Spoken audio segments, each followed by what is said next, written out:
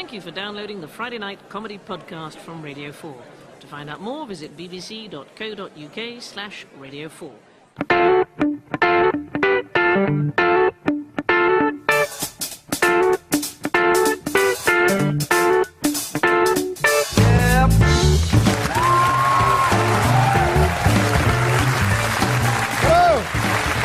Hello, this is Chain Reaction. Thank you very much. And I'm Derren Brown, or Darren Brown if you prefer. Tonight I'm talking with Tim Minchin, the British-Australian comic singer-songwriter who's carved out a very distinctive presence as an entertainer in this country and abroad. And like a lot of people, I discovered him through YouTube, in particular through Storm, a very beautiful, funny and moving 9-minute beat poem which concerns an argument with a New Age hippie at a dinner party. And sharing his scepticism of all things paranormal, it wasn't long before we met, and soon Tim was taking part in a fairly elaborate television experiment of mine where we made somebody believe he'd murdered somebody. And I got to see what a lovely and fascinating chap he is. So gentlemen, burst your gloves with applause, and ladies, make as much noise as your tiny hands will allow. Tim Minchin.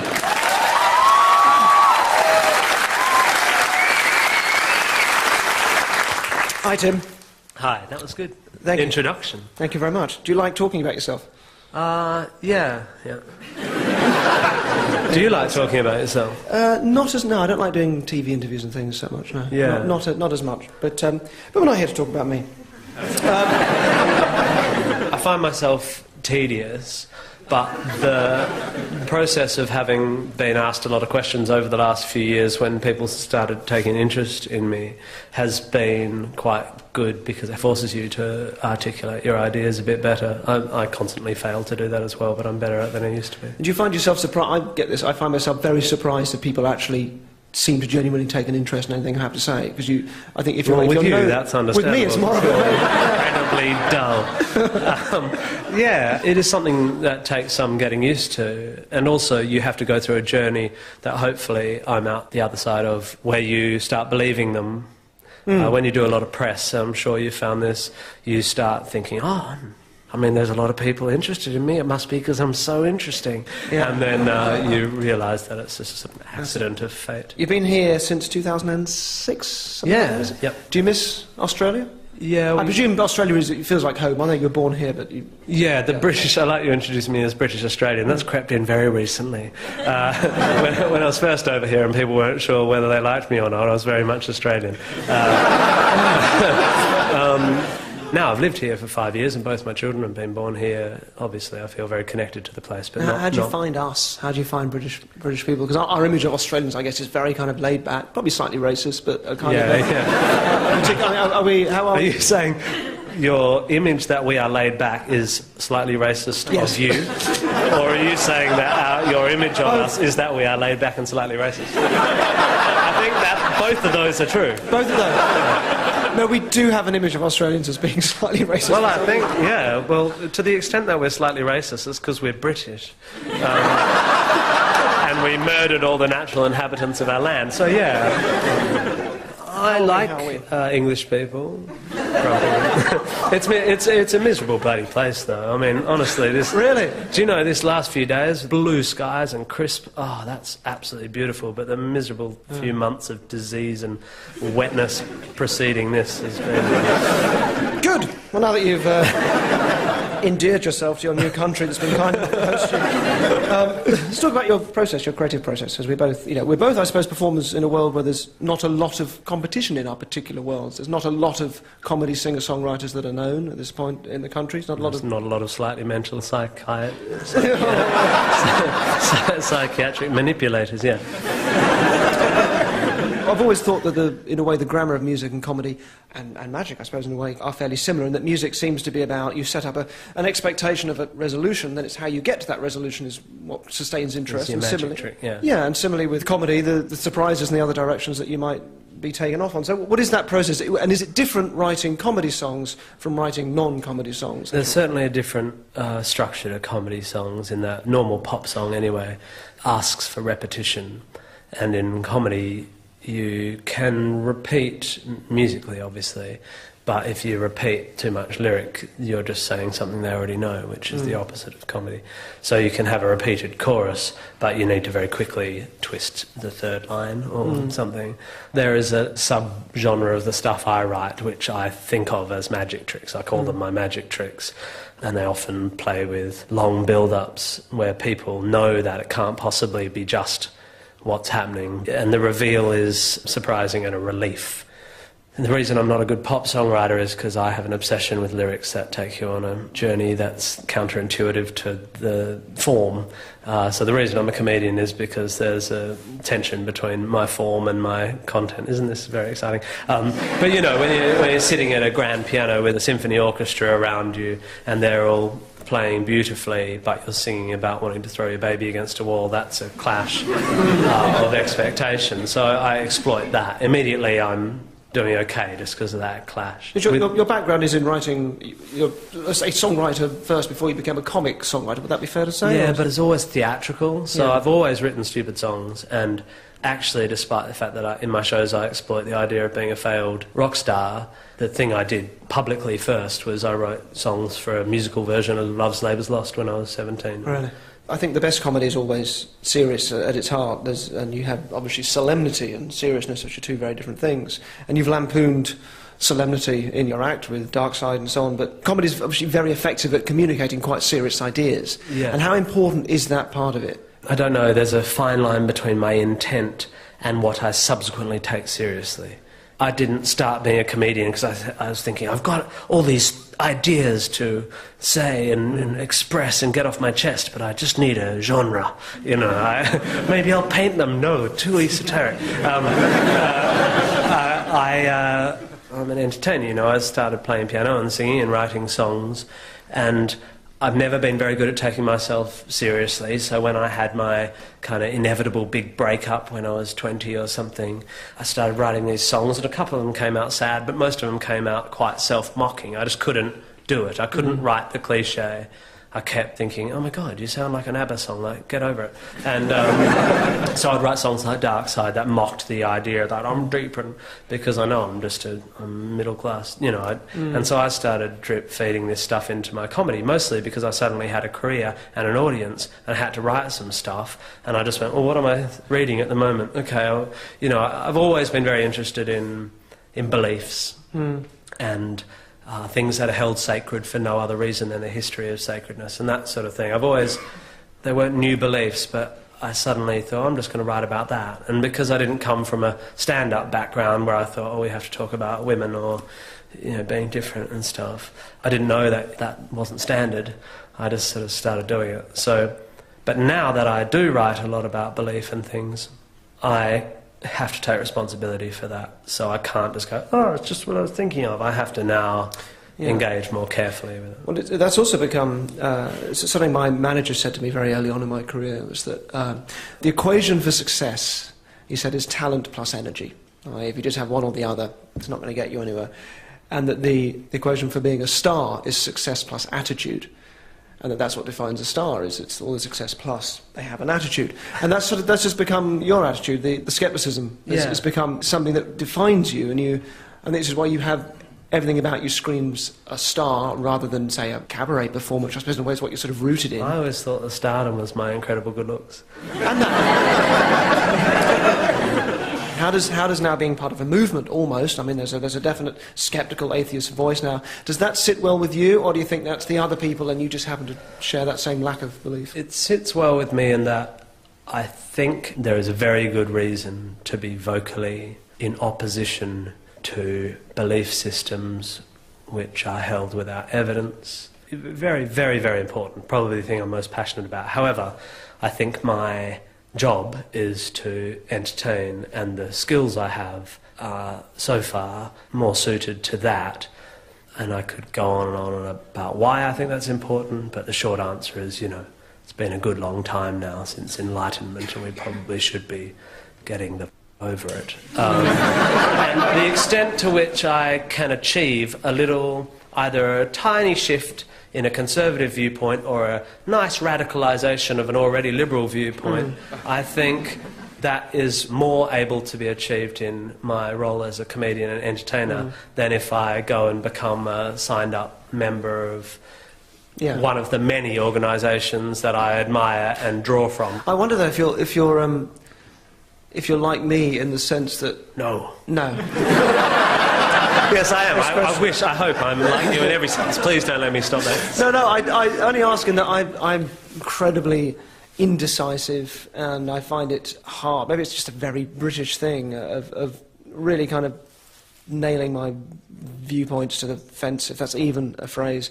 And I just wonder, if you're known for getting up there, and by the nature of the fact that you're lampooning some of these ideas, a lot of the complexities and the grey areas have to sort of, get sort of shrunk away, and you kind of make very bold statements. It concerns me greatly that my views are supportable.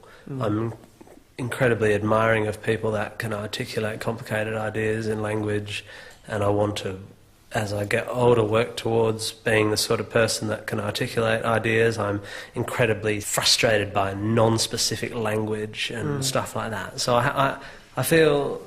You know what I mean by non-specific language? I mean... and stuff like that. As I say, I'm working towards... it's exactly that, and stuff like that. No, I feel very strongly that there are better ways to think about things. There are strong ideas and weak ideas. There are defensible beliefs. I'm not a relativist. I believe morally and ethically we can work towards a stronger position. It will always change. I'm not saying I'm a moral absolutist, but I don't think all things are equal. I think so. All this stuff I feel strongly enough about to nail my something to the fence. However, what I'm not comfortable with is not being liked by people. I do this job because I want everyone to like me, and I'm actually what I rather horribly call a pro-anthropist, because philanthropist seems to suggest I give my money away, but which I hope to do. Once I have a cat that cleans my face. But I love people. By pro-anthropist, I really love people, and I think the people who come to my shows and meet me, and so I like meeting people. I like all sorts of people, and I like Christians and stuff, and I like I like all sorts of people with bad ideas, because it doesn't always drive them to be bad people. If a person comes to see my show, regardless of their belief systems, they'll generally walk out with a reasonably positive feeling about me, because I work very hard to balance my polemicism with an appeal to natural beauty, or to try and reflect in my music a depth of...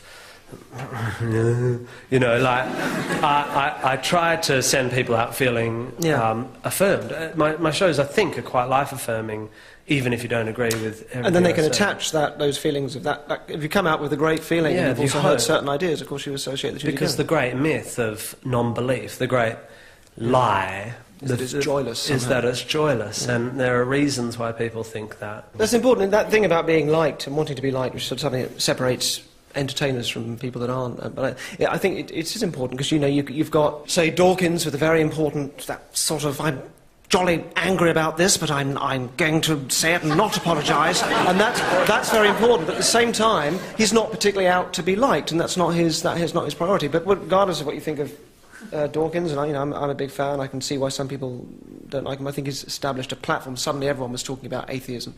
While his approach may not be everyone's cup of tea, it does feel like there's now a world that he and those others have started. I don't really care what people think about his approach. He's one of the greatest evolutionary biologists of all time. Exactly. Let's talk about your hair. Yeah. So, there are sort of two Tims, aren't there? There's the unassuming, bright one. There's this sort of equally bright but very wild and uncertain one. And I kind of see you on stage with the piercing blue eyes and the wild hair. And I kind of think of Lady Thatcher in her demented crepuscular year. It's clearly a fantastically good move. I've seen footage of you playing the piano when you had short curly hair when you were getting started in Australia, and it's astonishing. Never know it was you, apart from your singing voice. But how does it sit with you? You have to carry that hair with you every day. You're not an outlandish personality. You're sort of quiet, as people can hear. No, I'm pretty extroverted, really. I mean, really? See, the thing is, Derren, you when you were young, used to sit in cafes in Bristol wearing a cape with a parrot on your shoulder. I did. And you're shy, I mean, like all things, you get to be both sides of your own coin, and finding my rock and roll hair was like opening the door to the life I should have been leading, It's like, I like that I discovered this sort of gateway to both mocking the idea of being a rock star and being one at Swick. It's true. It is, though. It's ridiculous. I walk out on stage and all these people scream and I go, I know you're joking. I'm joking too, but basically I'm a rock star right now. It's pretty. I'm interested in status as a performer, because as a magician you play slightly higher status. Normally a comedian plays slightly under in terms of status, but the best comedians, Hicks, Carlin and others, they have almost a sage-like quality on stage, but it has to be balanced with the vulnerability, and you absolutely get that, don't you? And status is a status balance. Yes, you do it as well. Tone of voice and undercutting jokes and all that, as well as being kind of a psycho. I think the greats in this country, Stuart Lee has this sort of absolute self-loathing modesty and this untouchable arrogance. Kitson, absolutely the same massive arrogance juxtaposed against obvious self-loathing. Yeah. Tony Law, it's all... You're the boss of the room and every beat, but at the same time you're offering an everyman level of insecurity and all that sort of thing. Also, when you're sort of thinking Russell Brown and Eddie Izzard and so on, there is this thing of these are creatures that you see on stage, and you can't get your head around these are also just sort of real people with a real life and kids and so on, really and family hard, life. And that's something, again, that connects you, I think, with that great, great tradition. If I ever became a stand-up comic, I would look down the list and go, well, if you dress like a rock star and balance sage with vulnerability, as long as the material's there as well, that would be a recipe for, I just need some material, I'll be all the way there. But do you think it's the best version of you? Is that Tim Minchin on stage? Do you look at that guy and think, that is actually, do you know what, me at my absolute best, that's him? Yeah, I play the piano as well as I can when I'm on stage, I sing as well as I can, I say the things I have to say as clearly as I can and with as many jokes as possible. I think if I could be that guy in real life, apart from being incredibly annoying, it would be quite impressive. And the irony, you've sort of mentioned already, that you are, on the one hand, lampooning your status as a rock star, and even at the start, you could argue there's that sort of ironic, delicate balance because you're coming out as one, but now increasingly you are one. I mean, the more you tour and you're on the sort of verge of now, I think the States is now kind of becoming more and more of a big thing. You are becoming this very thing that you're sort of lampooning. And it doesn't really worry me. It's quite fun. Because you can't change it. You can't. And although I lampooned the idea of rock stardom and stuff, I've never stood up and said, I hate people who earn over £40,000, or down with the man. I don't have the Ben Elton problem of being a working class hero and then having loads of money,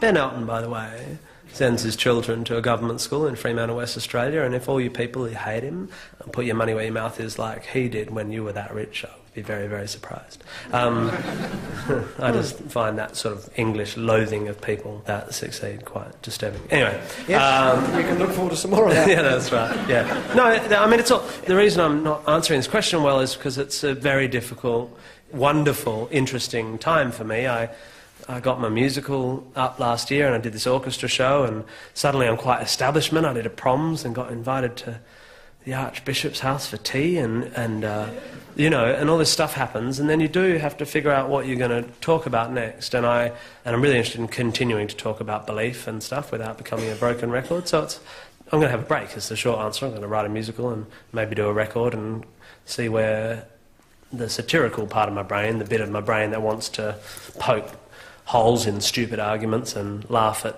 powerful people with dumb ideas, I'll see whether it wakes up again. One of the nicest things I've found about being at this point in my career is you hear from people who, for some reason, whether it's because you're just on TV or because of what you do specifically or the message you're saying, they really kind of take something from that. And I think it's probably quite common with performers that we had childhoods where we had to kind of forge our own way a little bit and find for ourselves who we were going to be and then stick to that. What were you like as a kid? What was the young Tim like? I'm afraid I wasn't very broken. No. But I mean, I think I'm one of the few comedians, if that's what I am, or for that matter, composers, if that's what I am, who spent their teenage years playing sport 5 times a week and going to the beach. So would it be the case then that what you're doing now, is it born out of less of a need to make people laugh, more out of music that just then grew into making people laugh? Yeah, I think so. It's sort of, I just love theatre, and I'm a bit of a second child, probably a bit needy for attention and stuff. I'm not... Yeah, but you could have become an ASM, you could have become a backstage helpy, but you've gone out there going, love me for 2 hours. I like people. Yeah, there's a craving for attention, I think. It's an interesting one, the craving for attention thing, because I don't think any performer is being very sincere if they say they don't have it, but a hell of a lot claim they don't. But it can be an introverted thing. Well, it can also take care of, you can have a desire for attention-seeking, which can just get mixed up in life and make you quite obnoxious, but then you can end up performing, and it can just sort of take care of that and leave you to be not particularly attention-seeking or unpleasant. Yeah, well, in my life now, for some years now, long before things started going well, I chilled out on that. Yeah. I identified it very early, actually. I remember being in JC Superstar playing Pilot when I was 19. And understudying Judas, still haven't played him. Watch this space. I had lunch with Lloyd Webber the other day, doesn't matter. They gave us our wine for free. What the hell is with... It's got a very soft handshake, did you? Yeah, but they all do. You can define they, how you... composers of hit musicals. And I remember thinking, doing the show and having that crash you have after the show because you're no longer getting clapped every night. And I thought, this is not a good way to be. You can't go through your life needing to be clapped to be happy. So I've sort of always had this eye on trying to be happy without being clapped, but the compulsion was ingrained pretty early. That's funny, because one of the things I always note when I see you perform is something that I have as well. So therefore, I suppose that's why I notice it, that you always seem a little uncomfortable with the sort of applause at the end. It took me a while to learn that I've got to bow and do all that because it's a release for people. And yeah, it's actually, it's interesting. I like the way you deal with that because it's obviously you've gone, I'm going to do this. I know you well enough to know that it's not your thing, but you've got a particular, slightly neuro-linguistic programming way of making people stand up. Yes. Yeah. He does Damn, this thing with his hands. Sorry. Oh no, you can edit that out. Sorry. But yeah, I don't know. I think applause is lovely. I don't want applause. I don't want to stand there and have people adoring me. I don't even... Well, then why would you go out and say, love me, love me, love me for 2 hours? Because you do want... you don't... It's like you want your mum to love you, but you don't want to go, I love you, you know. You just want to know that she loves you, I suppose. And I just, from very young, taught myself piano and realised that chicks dug me when I did it, and that's addictive. And I think we all fantasise about, you know, walking home and seeing a girl in trouble and beating up her attacker or doing a backflip at a party or doing anything to...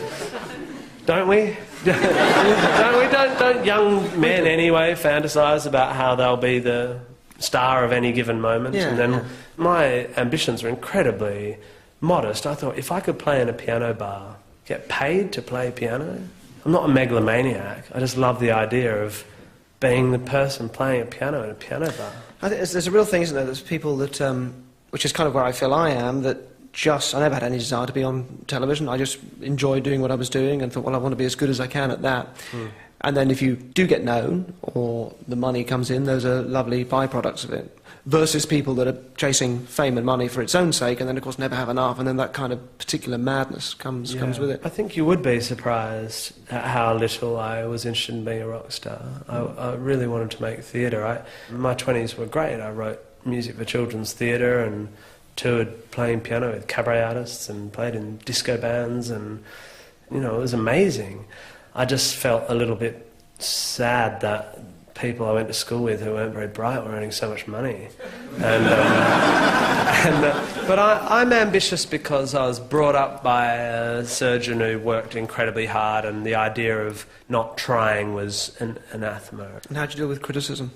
How are you with that? I find criticism incredibly hard to deal with. What's more difficult to deal with? Faceless people on sort of Twitter and that kind of thing, or people taking proper offence at things that you're doing? Or is it... I don't care if people take offence, because it usually means that I'm sure they're wrong about their ideas. Of course, the trouble is, without sounding like a damaged, vulnerable performer, because I'm not, there's a percentage of one that you carry around where you think you're probably pretty fat, pretty useless, and pretty ugly and not a good singer. And for me, I mean, I know I'm not a very good singer. I know I'm not a very good pianist in very many ways. I know I'm not a great stand-up. I know I'm not beautiful looking. I know this stuff. But when someone says it, it's awful to have that confirmed from outside source, because what you're running on is a whole lot of people telling you that's not the case. And so when you get into this lovely position, and I'm not deluded, I don't think I'm Scorsese, but I'm in this lovely position where people watch my work and respond positively to it. You sort of float through life on this cloud of joy that you were wrong about yourself, that you're actually pretty special, and then someone says, no, you're fat and you can't sing, and you go, ah, no! Yeah, and what the thing is, people listening to this will go, oh my God, performers, up their own asses and all this. And I get it, totally, totally true. I've got a great life. Could not dream of a life more satisfying to me than my life with my wife and my 2 kids and my little house and my amazing, amazing career where I get to write stupid songs about stuff I think about. However, I would say that it is the human condition, that the only difference between performers and people who are not performers in the public eye is not that we're precious and up our own bums, it's that we're going through a particular experience of delusion of our own grandeur versus public hatred of what we do, and it's a sort of yo-yo that is very, very... you have to get better at dealing with. I think things become heightened, don't they? If you, I don't think anyone's any happier when they become famous. You have your sort of default level of happiness, but the nice things get much nicer, and the horrible things get much more horrible. You don't have to deal with stalkers, for example, if you're not famous. You don't have to deal with the sorts of things that you might read online that it can just be so upsetting, regardless of how many nice things are being written. And to be clear, I am one of the very, very, very lucky ones, and I was before I had this career. I've always actually been a very happy person, so I'm not broken. No. I'm not broken! I think if you're in a position of power and you're known and people look to you, I think it's hugely important for anybody in life to be happy, but also to be kind and to be a nice person. I think it's something that is missed hugely in a world where we're told to set our goals and know how to get there and persuade other people to fall into place to make us go there. And I think being kind and being nice are hugely important, and even more so when you're a big star. So it's been a huge, huge pleasure to talk to you. Thank you very much for coming out and doing this. You're a very, very nice man. Thank you, Derren. Thank you, too.